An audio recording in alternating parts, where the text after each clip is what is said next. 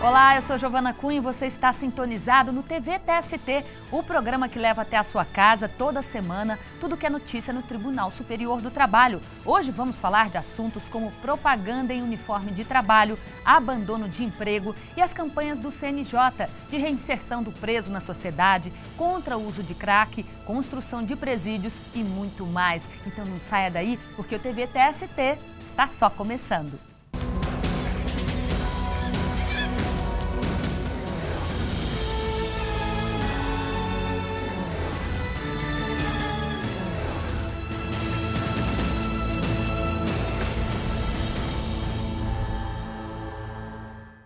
E para ficar bem informado, vamos às notícias que marcaram a semana no Tribunal Superior do Trabalho.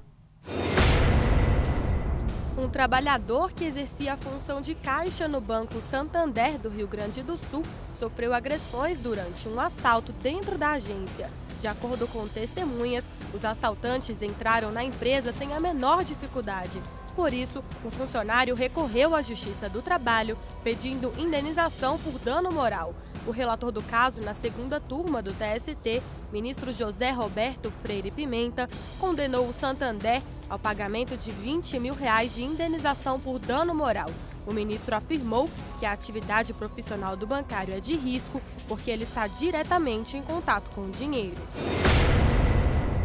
Um guarda municipal do Rio de Janeiro passou a exercer a função de oficial de justiça, mas apesar da mudança de cargo, ele continuou a receber o salário de guarda. Por isso, o empregado pediu na Justiça do Trabalho as diferenças salariais. Ao examinar o caso na 8ª turma, a relatora, ministra Dora Maria da Costa, concluiu que o trabalhador tem direito às diferenças salariais. Ela condenou a Guarda Municipal do Rio de Janeiro ao pagamento de direitos trabalhistas ao empregado, como férias, acrescidas do 13º Constitucional, 13º Salários e FGTS. Os empregados da empresa Votorantim, em Minas Gerais, foram pressionados pela empresa a renovar o acordo coletivo que estabelece jornada de 8 horas em turno contínuo de revezamento. Os trabalhadores procuraram o sindicato pedindo uma negociação. Várias audiências foram realizadas, mas não houve acordo. O Ministério Público do Trabalho ajuizou a ação pedindo que os trabalhadores decidam sobre o horário de trabalho. O relator do recurso na 7ª turma do TST, ministro Pedro Paulo Manos, entendeu que a empresa interferiu na liberdade sindical da categoria. A Votorantim foi condenada ao pagamento de R$500 mil de indenização por dano moral coletivo.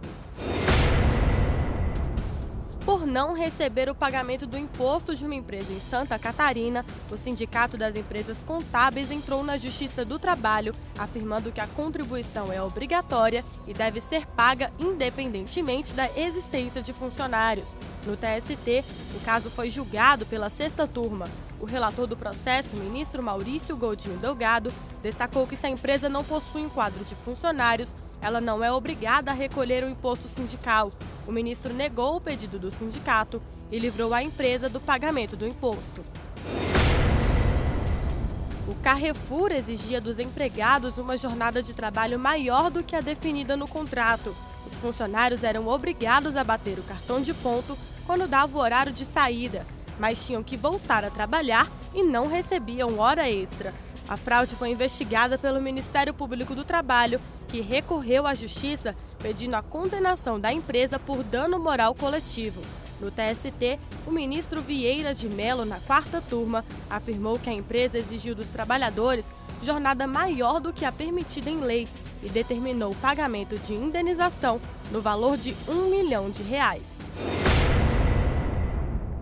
Ele trabalha com colete à prova de balas, usa arma pesada, muitas vezes transita em carro forte e vive literalmente sob pressão. Eu estou falando do segurança, um profissional contratado para garantir a integridade de consumidores e transportar grandes quantias em dinheiro. Com toda essa responsabilidade nas mãos, a atividade tem regras específicas.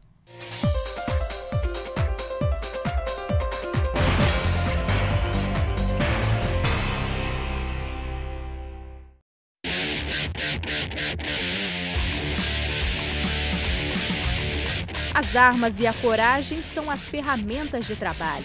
Quando a segurança está em jogo, lá estão eles. Em diversos setores profissionais que garantem a proteção, são contratados para manter a ordem e cobrir as lacunas deixadas pelo poder público.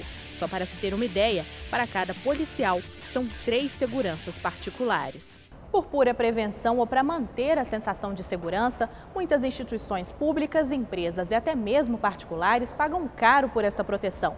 O mercado de segurança privada movimenta mais de 20 bilhões de reais por ano e cresce cerca de 10% no mesmo período. É considerado uma das áreas mais lucrativas do Brasil e, curiosamente, o setor público é o que mais investe em segurança privada, seguido dos bancos e indústrias.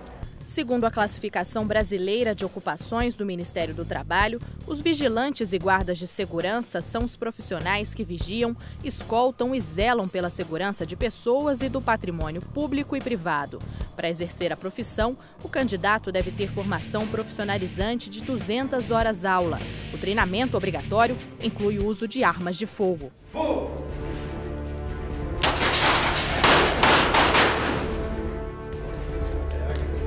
Neste curso, em Brasília, quase 1.400 alunos são treinados a cada semestre. Aqui, eles frequentam aulas de direitos humanos, legislação, primeiros socorros, defesa pessoal e tiro.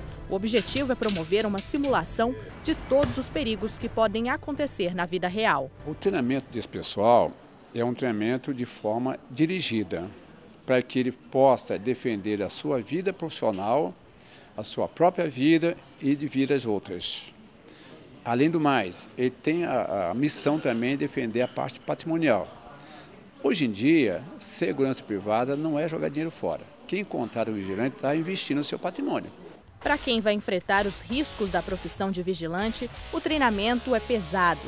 Durante 20 dias, esse pessoal tem aulas desde as 8 da manhã até as 5 da tarde. São 9 horas intensas. Misael largou a profissão de repositor de supermercado para investir na carreira. Hoje o mercado de trabalho está pedindo qualificação e também porque meu irmão também já exerce a função de vigilante. E neste mercado as mulheres não ficam de fora. Viviane mostra que aqui não existe sexo frágil. Tive apoio, familiar, incentivo. Meu pai, ele é vigilante e tem alguns familiares e amigos também e me incentivaram. A mulher tendo esforço e querendo, ela consegue sim. E eu não tenho um pingo de medo e vou encarar. Para ser vigilante, o candidato deve ser brasileiro, ter no mínimo 21 anos, primeiro grau completo, ser aprovado no exame físico, mental e psicotécnico e no curso de formação, além de estar em dia com as obrigações eleitorais e não ter antecedentes criminais. Mas não é só isso. Reciclagem é para eles uma palavra de ordem. Após 2 anos que terminou o curso, ele retorna a essa academia de preferência para fazer a sua reciclagem. Reciclagem vai ter um curso menor, porém com 4 outras matérias. Ele faz prova escrita, faz prova de tiro. Os outros cursos que eu falei também, que é transporte, todos têm reciclagem. Cada 2 anos tem que voltar para a sua atualização. E de acordo com a Polícia Federal vai criando normas, nós vamos nos atualizando o profissional. Viver constantemente sob a ameaça de que algo grave pode acontecer a qualquer momento pode levar o profissional a desenvolver algumas doenças, principalmente psicológicas. E para evitar isso, os especialistas têm dicas importantes.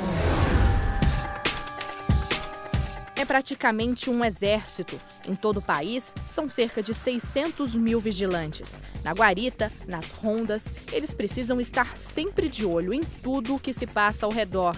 Resultado, a tensão é grande a todo momento. Geralmente ela envolve uma ameaça à vida, uma ameaça à integridade física. Então, nesse sentido, ela pode desenvolver doenças como depressão, no caso dela sofrer alguma perda física, alguma perda na faculdade, e pode também desenvolver estresse pós-traumático, pode desenvolver crise do pânico, pode desenvolver uma série de doenças psíquicas por conta dos resultados que ela tenha ou dos riscos que ela corra, do medo. O vigilante tem direito a porte de arma, mas só durante o serviço. A escala desses trabalhadores geralmente é de 12 por 36, ou seja, trabalham por 12 horas seguidas e folgam as 36 horas seguintes. Rotina puxada que exige muito fôlego.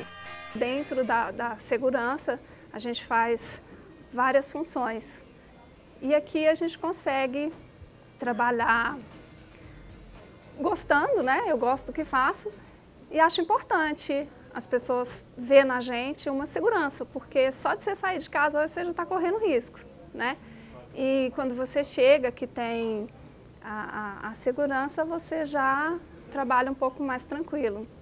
Para evitar qualquer tipo de problema, todo vigilante deve usar o armamento protegido, colete à prova de balas, além de portar sempre a identificação com o número do registro profissional. A gente corre muito risco de vida porque trabalhamos armados, né? As mulheres têm ganhado bastante no mercado de trabalho e as pessoas até admiram ainda ver mulher vigilante, que ainda não é tão comum, mas sentem segurança com a gente aqui. Todo risco ele está correndo, porque ele está numa área que pode ser que ele está tranquilo aqui e não está vendo quem passa, né, por perto. Então é um risco que toda hora, todo momento ele está correndo. Inclusive quando a pessoa se encontra, nós capacitados se encontra trabalhando com armamento. Mas apesar disso, a categoria ainda não tem um adicional de risco e nem um piso salarial nacional. Isso é uma coisa que a gente vem lutando há muitos anos, né? Lutando para ver se a gente consegue isso aí, porque o sindicato junto com nós, né, viu o risco que a categoria, né, o risco que a categoria passa. Então, porque viu que a gente merece. Por que a gente merece? Porque é uma área, né, que, igual eu acabei de falar, por exemplo, todas as pessoas, todos os vigilantes que estão em função, eles estão correndo risco, tanto armado como desarmado, porque a visão do meliante é observar o vigilante. Então, por isso que nós somos visados em todos os locais de trabalho que a gente está. Pensando na segurança desses vigilantes, a Lei 7.102 de 83 determina que os trabalhadores responsáveis pela guarda de instituições financeiras devem trabalhar em um sistema de segurança equipado com alarmes, que permita a comunicação entre a empresa e o órgão policial mais próximo. E tanto os cursos de formação como as empresas de vigilância e transporte de valores precisam de autorização do Ministério da Justiça, concedida pela Polícia Federal. Mas todos eles têm que estar nos crios da Federal, fiscalização da Federal, e o controle é para um órgão do DPF chamado Coordenação Geral do DPF. A regulamentação trouxe uma moralização e uma valorização na categoria, porque antes de regulamentar a profissão, as empresas faziam isso. Ia até a rodoviária pegar quem quer trabalhar de vigilante, botava uma farda, uma arma na pessoa, botava no posto trabalhando. Onde toda a sociedade corria risco com aquilo, porque ninguém sabia quem era aquela pessoa, qual é o procedimento daquela pessoa. Hoje não, a pessoa tem que ter uma certidão de nada consta, onde ele não pode constar nenhuma passagem por uma delegacia. Se ele constar uma passagem para a delegacia, ele não pode ser vigilante. Qual que é seu, Edmundo? QTH 5.5? Tenho orgulho da profissão do vigilante, tenho orgulho da profissão, tenho orgulho do que faço, gosto do que faço. Considero as pessoas que trabalham comigo como uma família, a cada dia buscando novos conhecimentos, buscando novos desafios para que a gente possa trazer um serviço à sociedade, à população, com bastante clareza e confiança.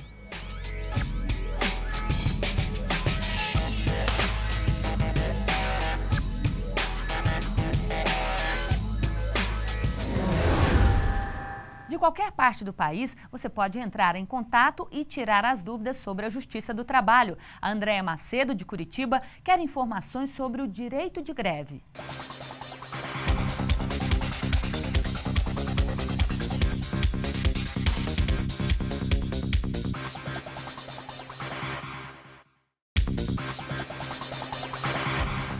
É assegurado a todo trabalhador o direito de greve com a suspensão coletiva, temporária e pacífica, total ou parcial, da prestação de serviço. Cabe aos trabalhadores decidir sobre a oportunidade e sobre os interesses que serão defendidos no movimento grevista. A greve, para que ela ocorra, deve haver o preenchimento de alguns requisitos, todos previstos em lei. O primeiro é que ela seja deflagrada de forma pacífica. O segundo é que tenha tido antes uma tentativa de negociação com a sua entidade, tanto o líder sindical quanto com o empregador, quanto toda essa categoria com o órgão empregador. Antes da greve ser comunicada, existe Assembleia Geral, existe toda uma comunicação prévia e uma tentativa exaustiva de se fazer uma negociação em torno das exigências dos trabalhadores. A realização de greve deve ser notificada com 48 horas de antecedência. Nos casos de serviços ou atividades essenciais, o prazo deve ser de no mínimo 72 horas, devendo os sindicatos, os empregadores e os trabalhadores garantir durante a paralisação a prestação dos serviços indispensáveis à comunidade. Uma vez decidida a greve com a categoria sindical, o sindicato tem 48 horas para avisar, para comunicar que a greve vai se concretizar. Se for caso de serviços essenciais, a paralisação tem que ser parcial, ela não pode ser plena, porque o serviço à comunidade ele deve prosseguir. Isso quer dizer que a greve ela impõe condições. O trabalhador não pode simplesmente entrar em greve, aquela categoria não pode entrar em greve sem atender a esses requisitos que a lei da greve exige. As empresas não podem adotar meios para constranger o empregado grevista ao comparecimento ao trabalho ou para dificultar a divulgação da greve. Os grevistas também não podem intimidar nem impedir o trabalho do empregado que não esteja participando da paralisação. A princípio, o empregado não deve ser punido por participar da greve, porque é um direito constitucional garantido. O que acontece? Quando há excesso ou abuso nesse direito de greve, por exemplo, a paralisação ela não é parcial, ela incomoda, atrapalha ou restringe algum tipo de serviço de utilidade pública, o empregador poderá até, mediante negociação com a entidade sindical, propor uma forma de punir, de ser compensado por aquele período de greve. Agora, punir arbitrariamente, o empregador não pode punir. Faça como a Andréia e mande a sua dúvida para nós. O caminho é o e-mail tv@tst.jus.br. E não perca, daqui a pouco, vamos às ruas esclarecer a população. Abandono de emprego é o assunto da súmula 32 do TST. Veja o que diz o especialista. A súmula número 32 do TST diz que presume-se o abandono de emprego se o trabalhador não retornar ao serviço no prazo de 30 dias após a cessação do benefício previdenciário e nem justificar o motivo de não fazer. A súmula 32 ela é originária de 1970 e essa súmula considerava abandono de emprego o não retorno ao trabalho após 30 dias de cessação do benefício previdenciário.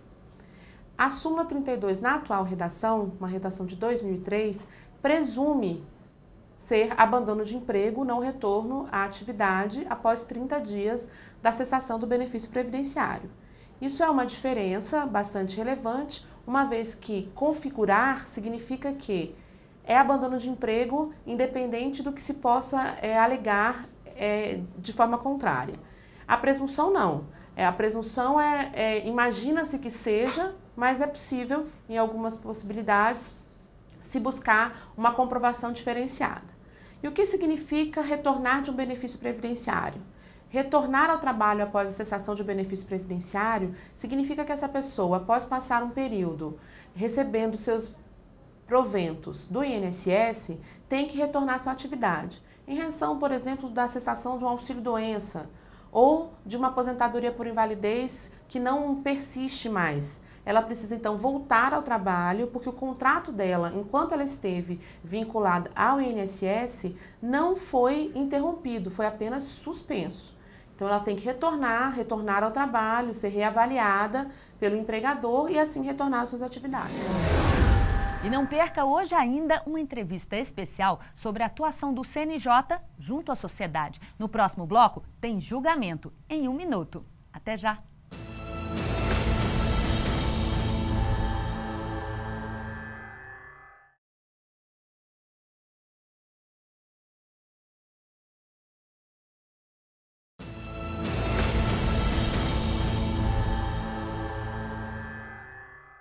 Veja agora o julgamento que foi destaque da semana no Tribunal Superior do Trabalho. Entenda o caso na reportagem.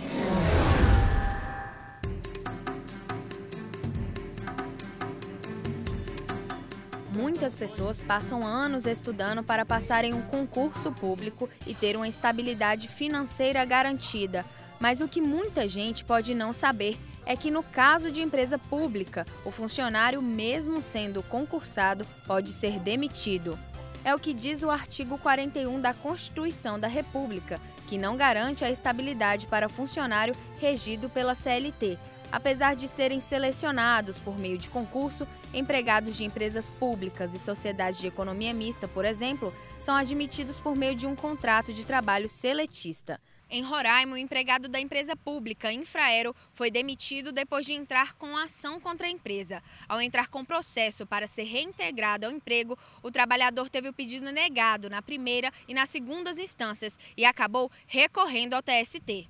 Ao analisar o caso na subseção 1 especializada em dissídios individuais, o ministro relator do processo, Ives Gandra Filho, concluiu que a demissão do empregado foi discriminatória. Entendo que, nesse caso, se nós não admitíssemos que houve agravamento da situação de fato, se nós admitíssemos, nesse caso concreto, em que o nexo causal entre despedida e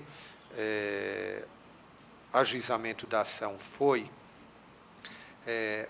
que existia esse nexo causal, nós transformaríamos a Justiça do Trabalho em Justiça do Desempregado. A SDI 1 seguiu o voto do relator e condenou a Infraero a reintegrar o aeroportuário e a pagar as verbas trabalhistas do período de afastamento. A empresa também foi condenada a pagar R$12 mil de indenização por dano moral. Acompanhe agora a decisão dos ministros do TST. Relator excelentíssimo senhor ministro Ives Gandra Martins Filho. Embargo sem recurso de revista 7.633.000 de 2003. Embargante Ayrton Barbosa de Carvalho, embargada Empresa Brasileira de Infraestrutura Aeroportuária, Infraero. Com a palavra o ministro Ives. Senhor presidente, se trata de embargos que vieram contra a decisão da segunda turma aqui do Tribunal, da Lavra do Ministro Simpliciano, que não conheceu do recurso de revista interposto pelo reclamante quanto à reintegração decorrente de dispensa retaliativa em face do exercício de direito de ação, por entender que não teria sido configurada divergência jurisprudencial, violação ao artigo 3º, 5º caput e 41, 7º, 30 da Constituição. Os embargos estão vindo aqui por divergência jurisprudencial. Eu estou entendendo possível o conhecimento. Deixa eu pegar aqui, onde é que está?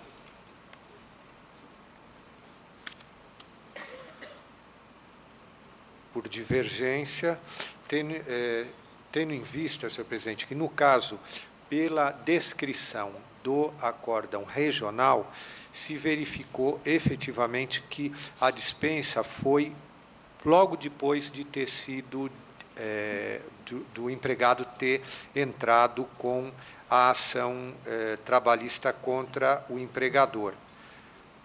Entendo que, nesse caso, se nós não admitíssemos que houve agravamento da situação de fato, se nós admitíssemos, nesse caso concreto, em que o nexo causal entre despedida e ajuizamento da ação foi que existia esse nexo causal, nós transformaríamos a justiça do trabalho em justiça do desempregado, porque simplesmente a pessoa mal entrasse com a ação já estaria correndo risco de perder o emprego. Então, estou entendendo que, nesse caso, garantir ao trabalhador acesso direto à justiça, independente de atuação de sindicato, Ministério Público, seria o modo de se garantir, né, o acesso à justiça, a acolher esse pleito reintegratório. Então, estou conhecendo e dando proposta de voto, conhecer e dar provimento aos embargos, para determinar declarar a nulidade dos atos de despedimento, condenar a reclamada reintegração do autor, bem como o pagamento de salários e demais vantagens do período de afastamento. É a proposta de voto, senhor presidente. Senhores ministros, há divergência? Parece-me que essa decisão é exemplar e pedagógica, porque se há caso, a meu juízo, em que se configura plenamente o abuso de direito, está precisamente aí, em se sacramentar uma despedida imediatamente após o exercício do direito constitucional de ação. Eu estou de pleno acordo com Vossa Excelência e cumprimento Vossa Excelência pela sensibilidade e pelo tirocínio em proferir esse voto. Indago de Vossa Excelência se Vossa Excelência, qual o valor que Vossa Excelência arbitra a condenação.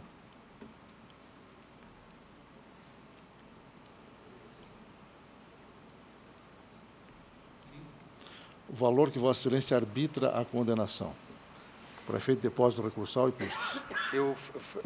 Eu fico com vista em mesa para já dar uma olhada, porque eu teria que consultar peças aqui. Senhor presidente, só se me permite, só para perder a oportunidade, quero me somar às homenagens de Vossa Excelência ao ministro Ives, em razão da tese consagrada nesse caso concreto, e lembrar que o objeto dessa ação diz com a tese de doutorado do nosso colega Augusto César sobre a garantia de indenidade, e revelando uma tendência, né, universal à proteção do trabalhador que busca, como bem ressalta o ministro Ives, a garantia do seu direito à dignidade, né, de sorte que muito oportuno que tenhamos tido essa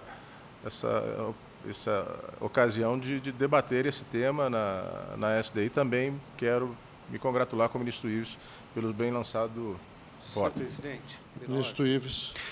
Eu vou aproveitar também para, como eu tive a honra de receber a tese do ministro Augusto César até em meio magnético, vou aproveitar para citar e transcrever trechos que tratem especificamente, que veja mais oportunos aqui no voto. E também, senhor presidente, a minha preocupação, como ressaltei no voto, muitas vezes se usa o Ministério Público e o sindicato para dar a cara pelo trabalhador empregado por medo de retaliação, caso haja a ação. Então, se nós, independente de Ministério Público ou sindicato, numa ação concreta, verificamos que há essa inovação da situação de fato com a dispensa, nós agasalharmos a situação, como no caso concreto ficou. Quer dizer, uma coisa é suposição. Eu posso presumir. No caso concreto, havia prova e o regional demonstrou que houve mesmo dispensa retaliativa. Então, nesse caso, nós temos que agasalhar a pretensão. Então, fico com vista mesmo só para fazer o cálculo aqui, senhor presidente, a avaliação. Vista em mesa para o ministro Ives. Senhor presidente, pela ordem, pois não. Eu também, naturalmente, quero expressamente aderir às manifestações anteriores de Vossa Excelência, do ministro Lélio, pelo caráter eminentemente civilizatório desse voto brilhante do ministro Ives, e que corresponde exatamente ao novo papel, né, que esta Justiça do Trabalho tem desempenhado, um papel não apenas ressarcitório, mas um papel preventivo, pedagógico e de concretização dos direitos fundamentais. Mas pela importância do caso, eu peço notas degravadas, por favor. Eu também, presidente. Vamos concluir, não concluímos o num momento oportuno, naturalmente. Eu apenas quis antecipar o meu pedido. Processo seguinte. A palavra ao ministro relator. Só porque de arbitrar o valor à condenação, verifiquei que o valor dado à causa em 2001 era de 5 mil, fazendo o cálculo daria atualmente em torno de 12 mil, então vou fixar o valor da condenação em R$12 mil e custas pela reclamada no valor de R$230.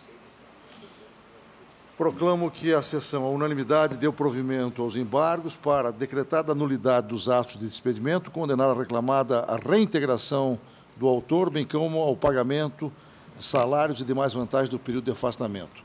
Valor arbitrado à condenação de R$12 mil.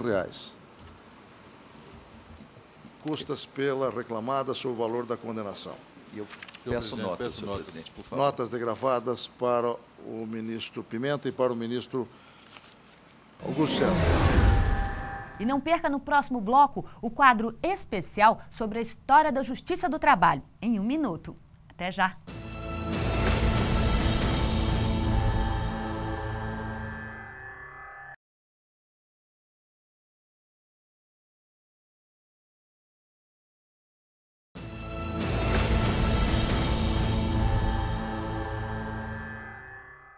Hora do telespectador marcar presença no TV TST. O auxiliar Carlos Sena quer saber.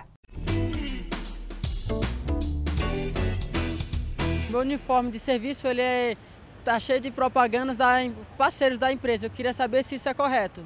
Em princípio, o empregado tem direito constitucional à sua imagem. Dependendo do ajuste contratual, pode ser oferecido pelo empregador o pagamento de um plus salarial pela utilização da imagem do empregado.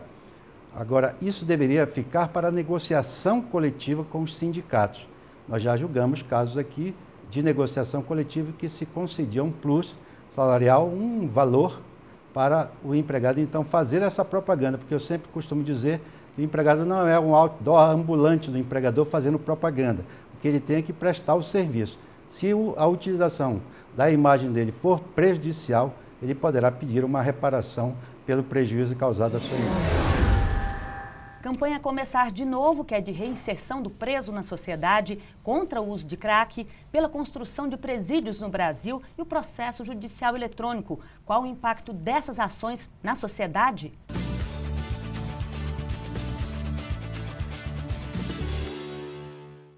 E para falar sobre as mudanças que elas provocam, eu converso agora com o ministro do TST e conselheiro do CNJ, ministro Carlos Alberto Reis de Paula. Olá, ministro, muito obrigada pela presença do senhor. Prazer, Giovana, estar com você novamente. Ministro, projeto pela construção de presídios no país, qual o impacto que tem sido essa ação do CNJ? Giovana, para aqueles que só me veem como ministro do TST, juiz de carreira, pode parecer surpreendente que eu esteja abordando esses temas.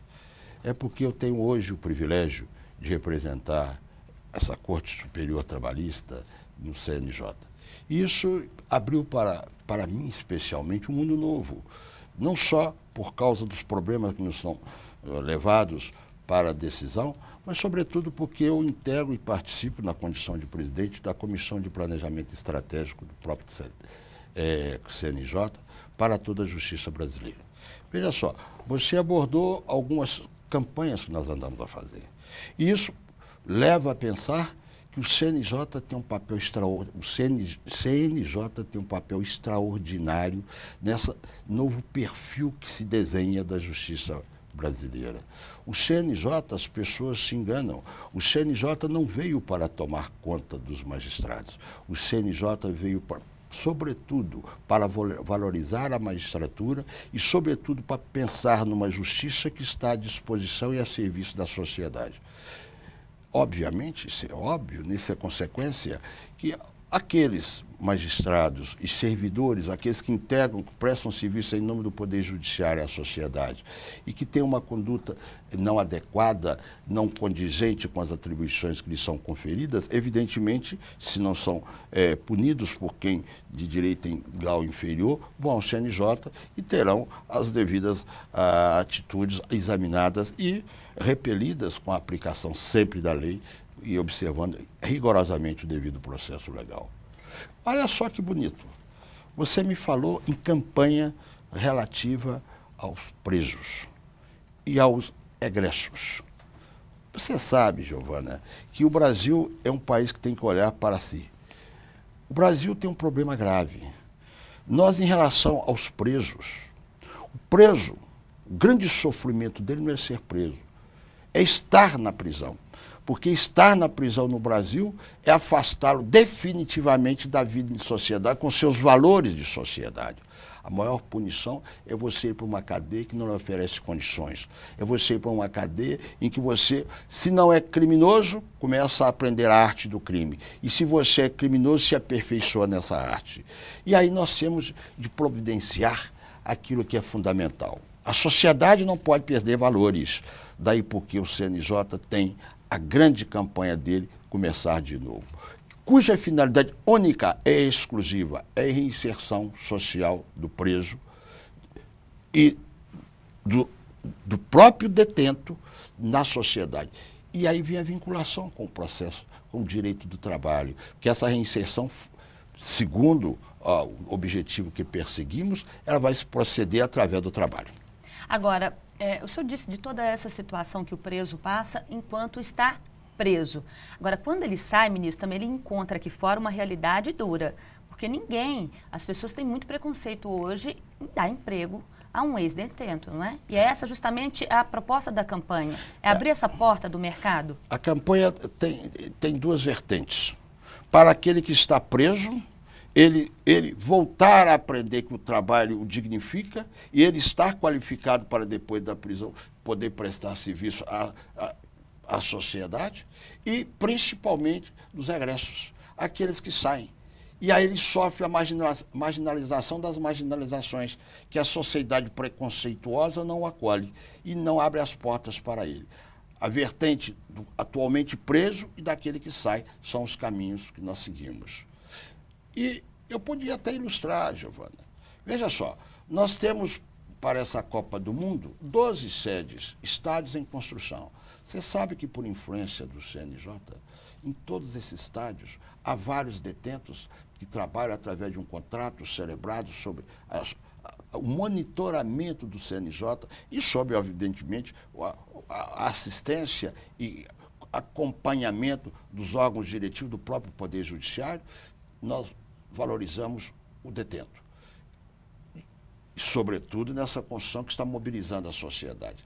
Aliás, para ilustrar, Giovana, a Bahia, em 2011, onde o Fonte Nova, o estádio Fonte Nova está em construção, mas não só no estádio, mas também em outras áreas, a Bahia tinha, em 2011, quase 2.000 detentos presos em atividade, trabalhando fora da cadeia. É uma dignidade tanto, né, ministro, esse tipo de trabalho hoje, né? A sociedade tem que aprender a abrir as portas. O preso, ele é um carente, ele é um necessitado.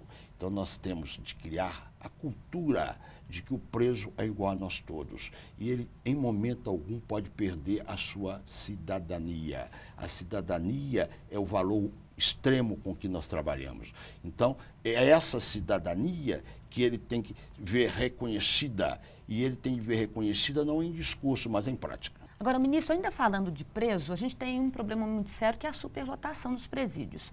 Como que é o trabalho do CNJ para incentivar e até estimular a construção de novos presídios no Brasil? Parece a repetição do mesmo filme. Eu vou lhe dizer que o CNJ abre novamente dois caminhos ou duas vertentes, que foi a expressão que eu usei. Primeiro, o problema da construção dos presídios. Há uma grande carência. Nós temos mais pessoas fora do presídio que deviam estar presas do que pessoas detidas. Veja só, a questão de presídio é uma questão dos estados. A responsabilidade é dos estados. Obviamente, há inclusive dinheiro federal que é aplicado, mas a responsabilidade é do governador do estado.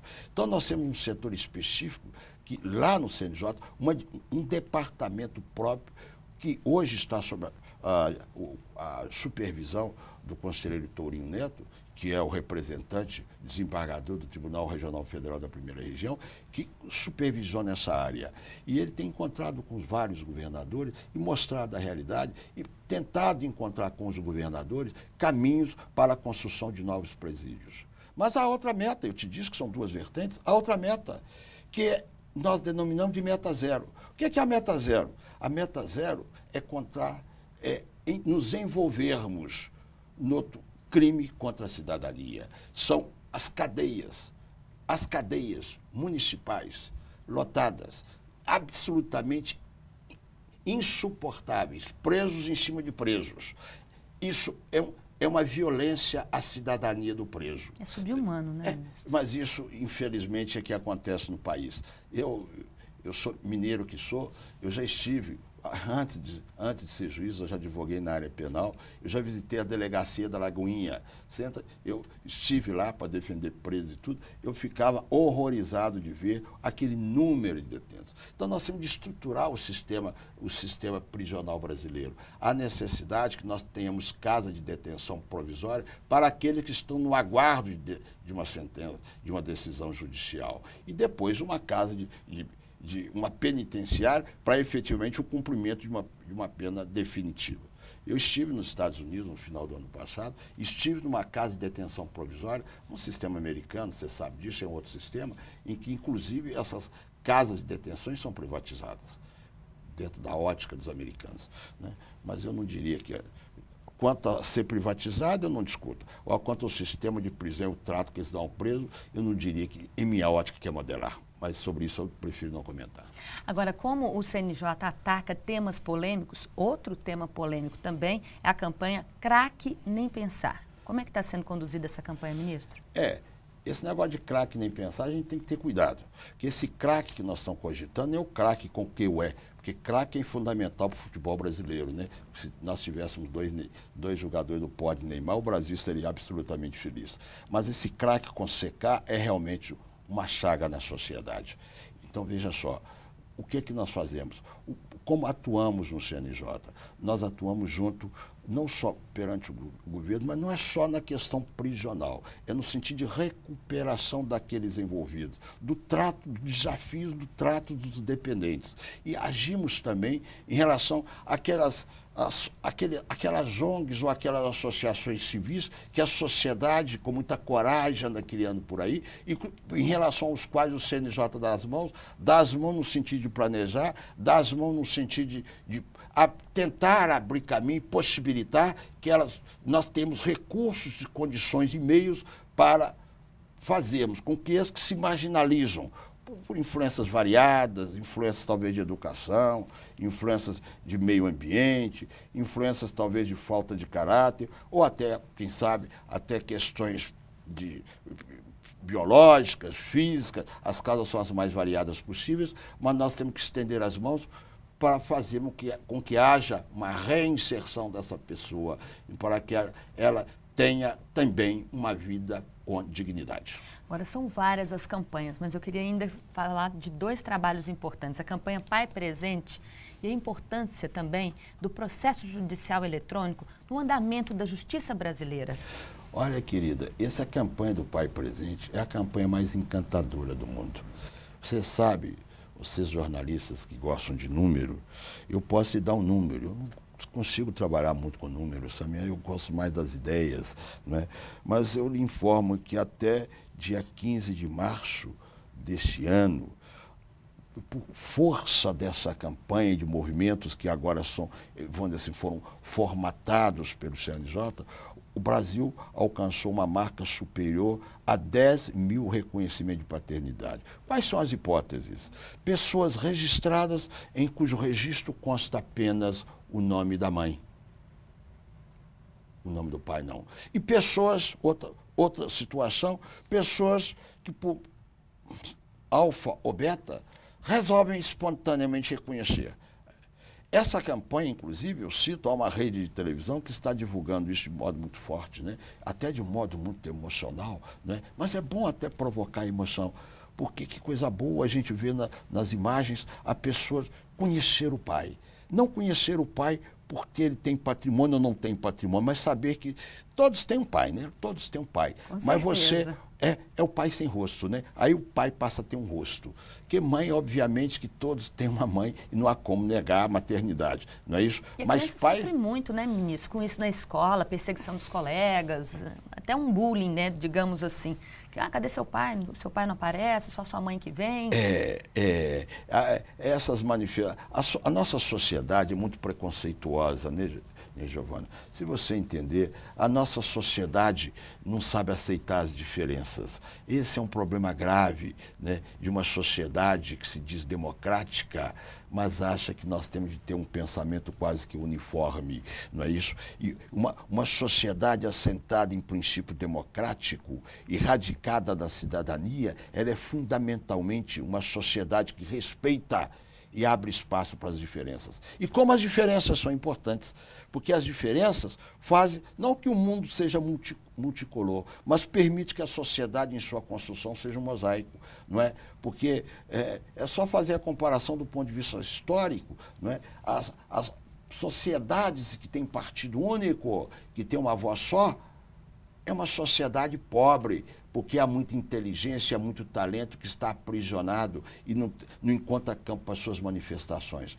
Isso, fundamentalmente, é isso. Nós temos de respeitar as diferenças. Mas o tema nosso, Giovana, é o pai que tem a coragem de reconhecer que é pai e vai lá proceder ao registro junto ao registro civil das pessoas naturais. Ou é o pai que, por circunstâncias variadas, até por conciliação realizada no Poder Judiciário, admite a paternidade através de um exame de DNA que hoje, nós, por envolvimento do próprio CNJ, hoje é um processo que, em tese, é caro, mas que nós estamos barateando, para não dizer estabelecendo de forma gratuita para aqueles que não têm recursos. Eu acho que nós estamos no caminho de mostrar que a justiça, ela se faz presente à medida em que, em sua atuação, consagra os valores maiores que são inseridos, que foram inseridos pelo Poder Constituinte na nossa Constituição da Cidadania, como diz Ulisses Guimarães, que é a Constituição de 88. E a importância do PJE, do processo judicial eletrônico, todo esse andamento da justiça, ministro, o que o senhor pode dizer sobre ele?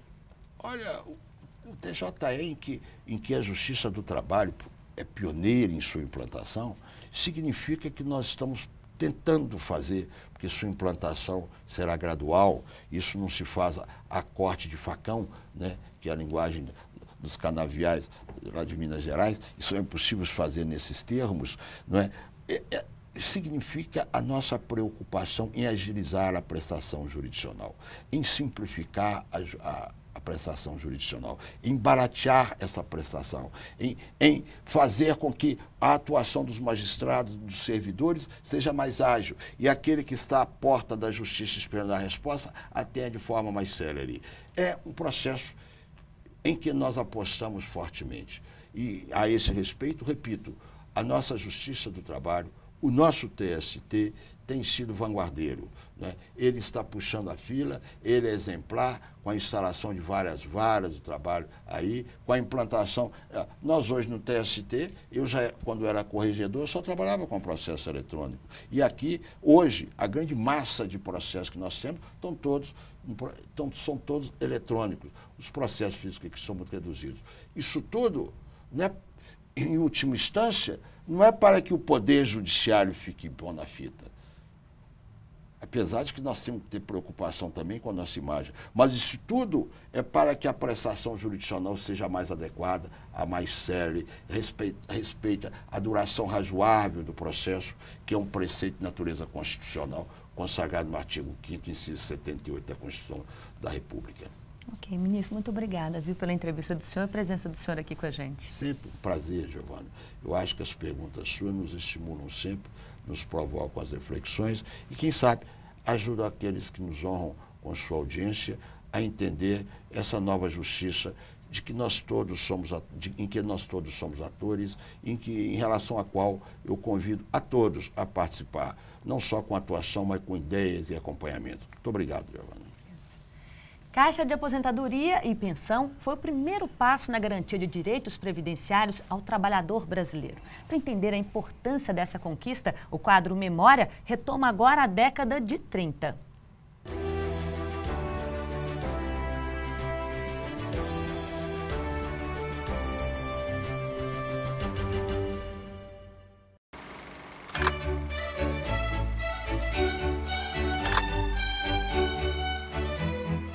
história da Previdência Social no Brasil começou ainda na década de 20. Em 1923, um decreto legislativo, conhecido como Lei Eloy Chaves, criou as caixas de aposentadoria e pensão. Depois de reivindicações dos trabalhadores, os empregados das empresas ferroviárias conseguiram que o governo dedicasse mais atenção aos direitos trabalhistas. As caixas, conforme eles se organizavam, trouxe assim, eles começaram a perceber que realmente vieram de uma necessidade da profissão. Então, os ferroviários, que foi o que, assim, na verdade, o grande marco foi com os ferroviários. Eles se machucavam muito, ficavam inválidos devido à profissão, que era muito desgastante, né? Então, com essa profissão desgastante, eles tinham necessidade de se manter e manter seus familiares, seus filhos, mulheres, esposas que ficavam em casa. E com essa grande necessidade de se manter e estando machucados ou incapacitados para a atividade laborativa, eles tinham que ter um dinheiro guardado. E era através dessas caixas que eles se organizavam, que eles pensavam no futuro, ou com a idade avançada, ou incapacidade, e aí que eles podiam se manter de alguma forma.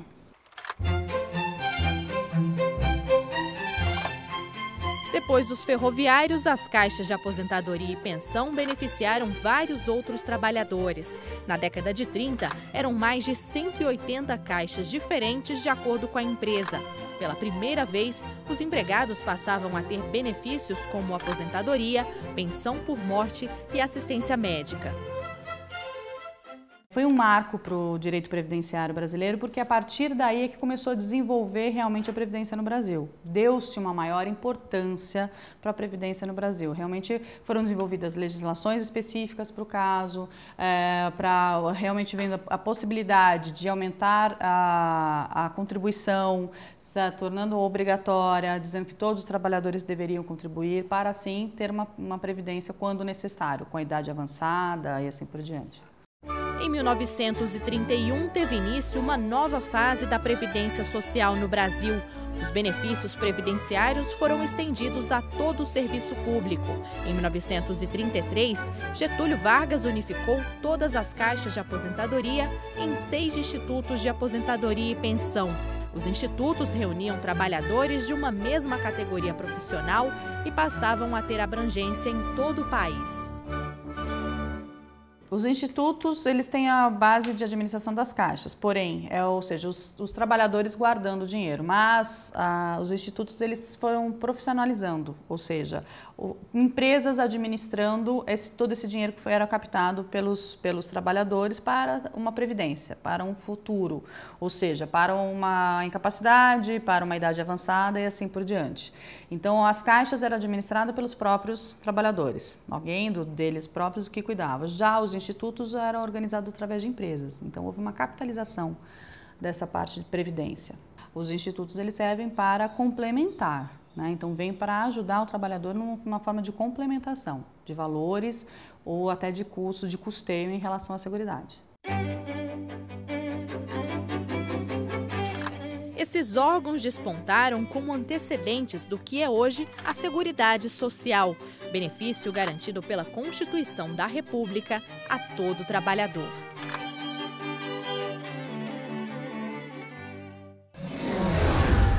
E não deixe de acompanhar as decisões do Tribunal Superior do Trabalho no Twitter, no Facebook, no YouTube e em tempo real. Acesse o site tst.jus.br.